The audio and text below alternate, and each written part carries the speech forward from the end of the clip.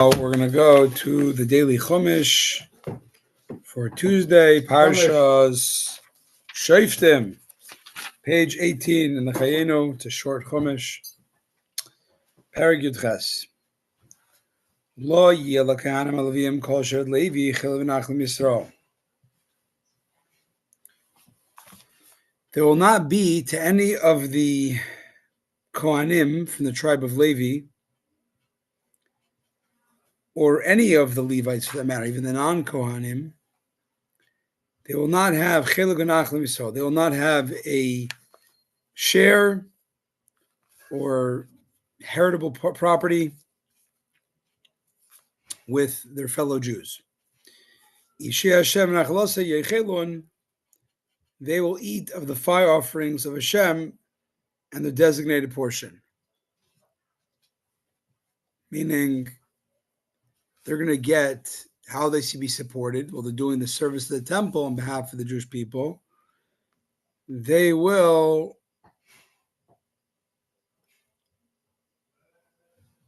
eat, they'll get benefits from that. Let's see what that means. They're going to get part of the sacrificial meat they get to eat.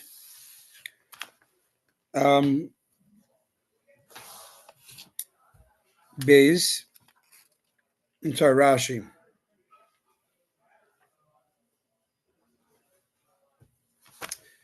The entire tribe of Levi, this implies whether they have blemishes or no blemishes, they all get supported by these chelek, a share in the booty. They don't get a share in the booty from the Canaanites, nor do they get a piece of property because they don't get their own territory. Rather, the fire offerings of Hashem, this is the holy offerings, and their designated portion. This refers to holy items from within the borders of the land of Israel, like Truma and Meiser, tithes. But the next verse says, let's go to the next verse, base. They will not, however, have any portion, any property among their brethren. Hashem hu nachalosai. Hashem is his is his portion. Is it permanent portion? Kashli beloi, like Hashem's told Aaron. See Rashi. A complete portion they will not get. Meaning they get support, they don't get property. In the Sifri, which is an early book of Midrash, he translates these words a little differently. Anachala lo yeloi, a inherited property, that means the portion of others.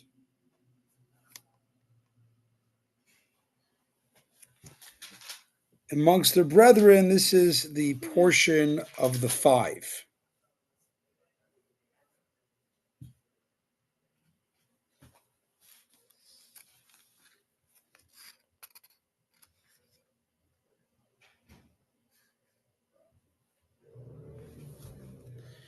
So they translate that a nachalam, either the 3 and the 5. So what is this? What is the Sifri saying? They're not going to get the property of the 3 and the 5. Rashi says, it appears to me the following. The land of Canaan, on the western side, if they're coming from east, they're coming into it towards the west, that is called the land of the 5 nations. There's 7 nations, but there's 5. So 5 of them. And Sichon and Oig are 2 more nations.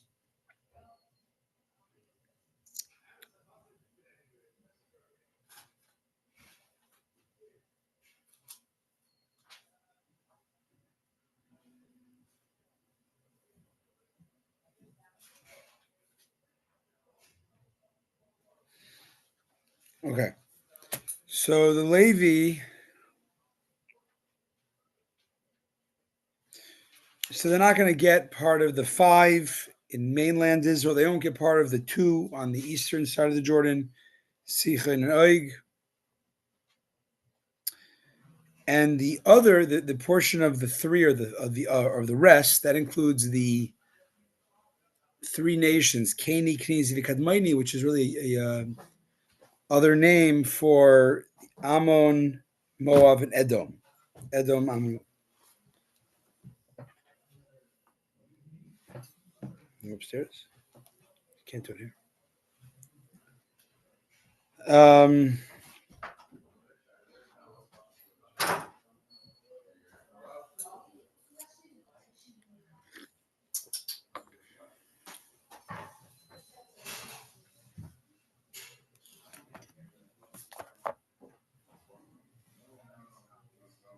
Whatever. This is telling us, this is because we only really conquered 7 nations. The 3 adjacent, we do not get till Mashiach comes. But it seems like Rashi is saying that the Medrash is saying that even Mashiach comes, the Levi won't get land. It says in the bottom, but there's comments in the Talmud, they do get land. So it's a different type of land. It's just like all their cities will be concentrated. We get the 48, right? Yeah. 3 and 3 on each side. Yeah. So too, our sages expound the section. No. What's wrong? There's one over there. Someone's sitting on the steps. So we'll go on the other steps. Go by Zay's steps. Just sit on the top. There's steps on the other side, but there's Zay's office.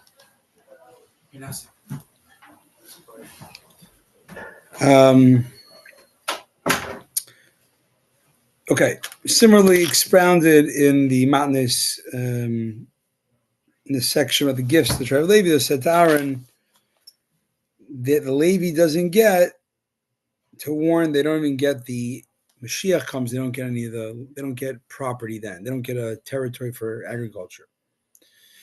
It was later found in the works of Rabbi Kalonima. This is on page 20. Rashi continues.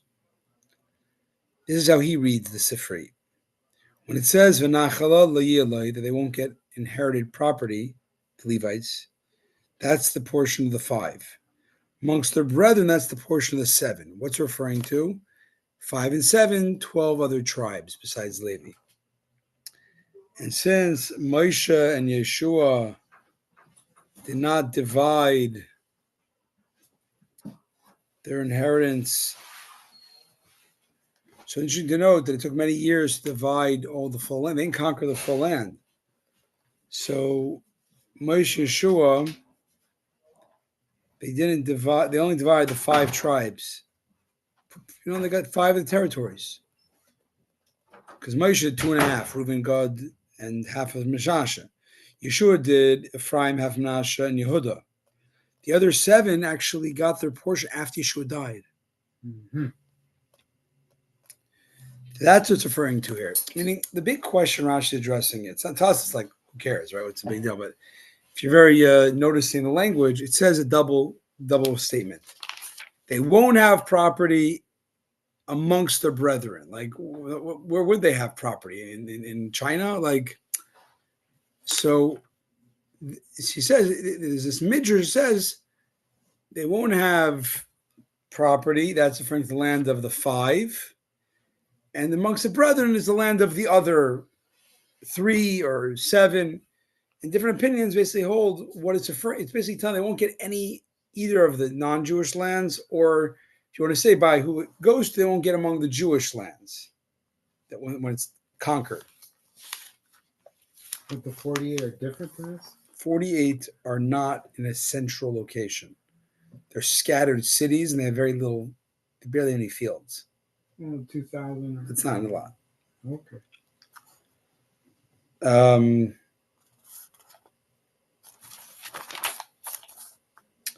Next Rashi, Kashtiber Loi, like he told him. The verse says, you will not receive a possession in the land. I am your portion. Gimel v'zeh yemishpat hakayan mesa'am. This shall be the priest's rightful due from the people.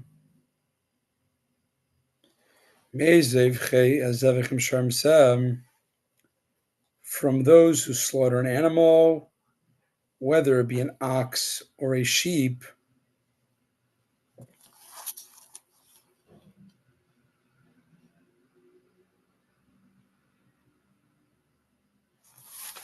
for those who slaughter an animal, whether it be an ox or sheep,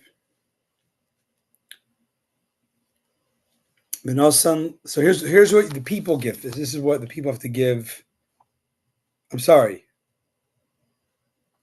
This is you have to give to the kohen if you slaughter meat. If it's an ox or sheep, you got to give them the upper foreleg, as well as the cheeks and stomach of the animal. Gimel. From the people. From the people, but not from the Kohanim. Whether it be an ox or a sheep, to exclude a non-domesticated animal.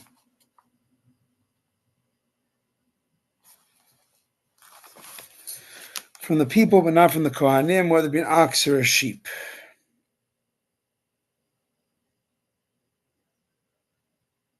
So a kohen that gets an animal doesn't have to give it to a fellow kohen. This only applies to domestic animals, not apply to deer or kosher wild animals. And you got to give the upper foreleg, which is the knee joint, until the wide part of the shoulder blade, called ispaldon in Old French. You got to give also the l'chayim. That is the cheeks with the tongue. Those who expound the verse.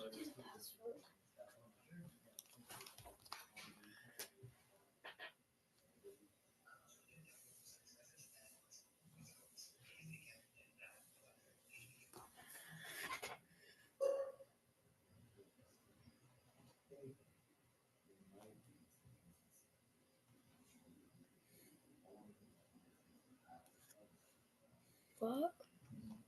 It's not the way I want it.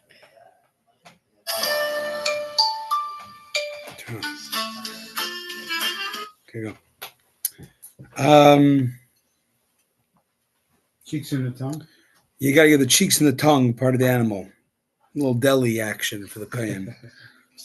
Those who expound the verses, they actually say, why these things? Why did the kohen, why did they get the, the nose? Why do they get these pieces of the animal as a gift? So it says, the Medrash, Zroya, remember, what are you giving? You're giving the foreleg, the right foreleg. You're giving the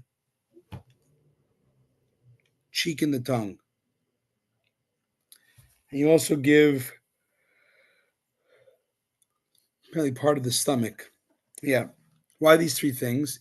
It's a merit for what Pinchas, the famous Kohen, the grandson of Aaron, the sacrifice that he did, merited this type of gift for his people. Wow. Because he stood up against Zimri, he took a spear in his hand. All domestic animals, you got to give the hand to the Kohen. It says he prayed, so that's mouth, jaw. Ooh. He got the jawbone. Keva, the stomach, because he attacked the perpetrators in the stomach.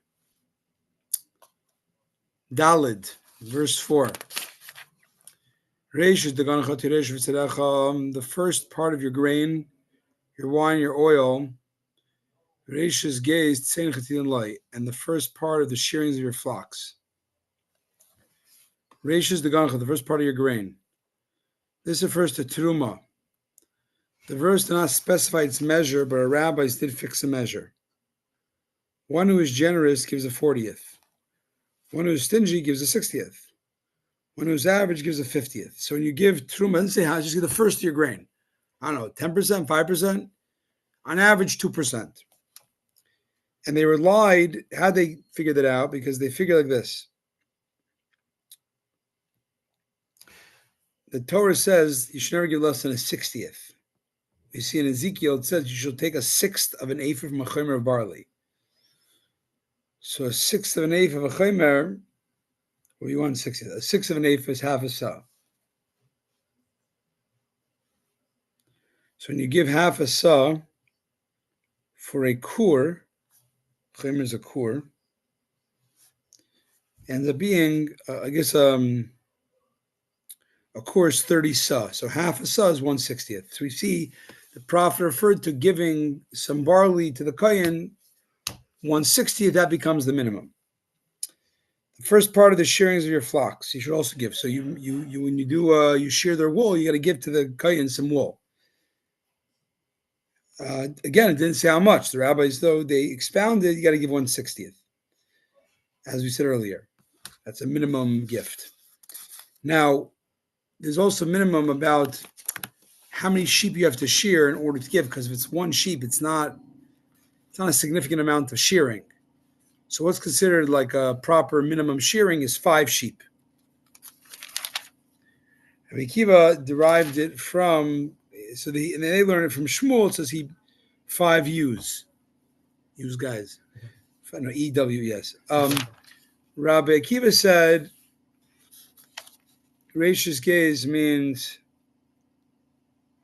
2, Tzeincha 4, Titanlai 5. Last verse. Page 22. Rabbi. Yeah. Did it use the washing stingy on the smallest one? I don't know. So what you said? I don't know what I said. I don't think so. It's too minimal. It's too. Stingy? I don't think it's essential. Okay. Hey,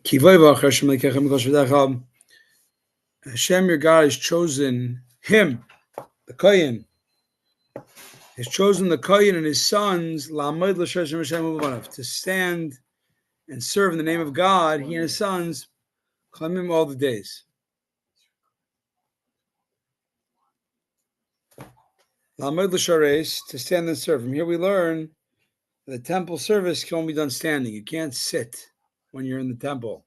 It says you got to stand to serve.